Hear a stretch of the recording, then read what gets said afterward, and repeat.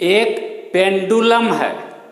Pendulum का मतलब होता है एक बहुत पतला, बहुत हल्का धागा लेते हैं, उसके एक छोर को दीवार में एक कांटी ठोक करके यहाँ बांध देते, और उसके दूसरे छोर से एक भारी, जैसे लोहा होता है, कोई भारी गोला वगैरह लटका देते हैं, बांध देते हैं।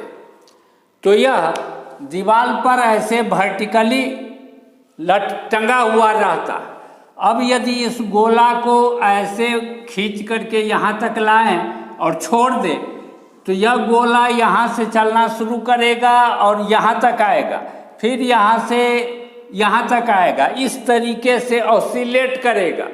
वही लोहा का गोला बहुत हल्का धागा से बांध करके यहाँ पर कोई कांटी वगैरह ठोक करके जो टंगा होता है, इसी को कहते हैं सिंपल पेंडुलम।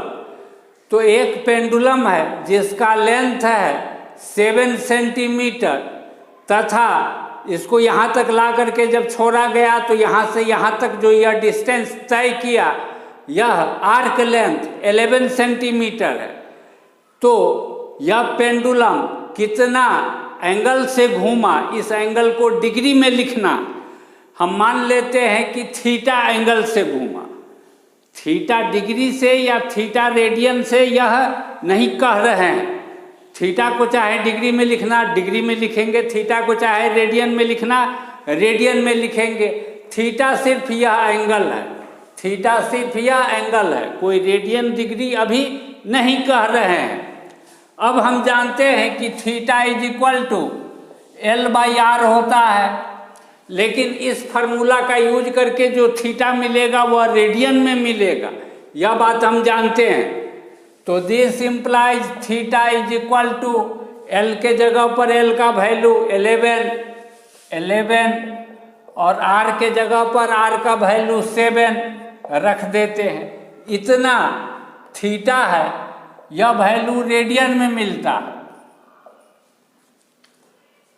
तो एंगल हम निकाले लेकिन रेडियन में, लेकिन क्वेश्चन में हमको कह रहा है डिग्री में निकालने के लिए। तो डिग्री में निकालने के लिए क्या करेंगे, 11/7 को गुना कर देंगे 180/π से। This implies theta is equal to 11/7 गुने 180/π का वैल्यू 22/7 वाला 7 ऊपर, यह 7 कट जाएगा। 11 से 22 कटेगा 2 बार में, 2 से 180 कटेगा 90 बार में। तो कहने का मतलब थीटा किसके बराबर मिला, 90 डिग्री के बराबर। जब 180/π से इसको गुना कर दिए तो यह एंगल डिग्री में मिला हमको, इसीलिए यहाँ पर जो यह 90 मिल रहा है यह हो गया 90 डिग्री। तो थीटा का वैल्यू हम डिग्री में निकाल दिए।